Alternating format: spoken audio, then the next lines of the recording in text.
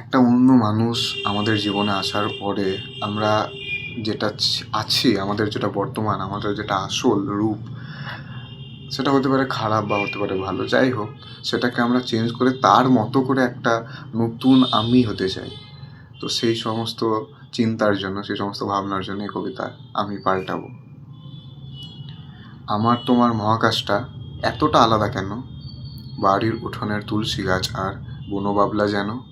আমারও তো রাতে ঘুম আসে না, চোখটা হয় না বন্ধ। আমি তো পাই না উঠোন থেকে টগর ফুলের গন্ধ। তুমি যদি পাও ডাকো না কেন, একটু ঠেলে আমায়। এই চিন্তায় সারা দিন রাত শুধুই আমাকে ঘামায়। তুমি যদি চাও গান শোনাবো, তাহলে কি তুমি থাকবে? আমার মাথায় হাত বুলিয়ে আদর করে রাখবে।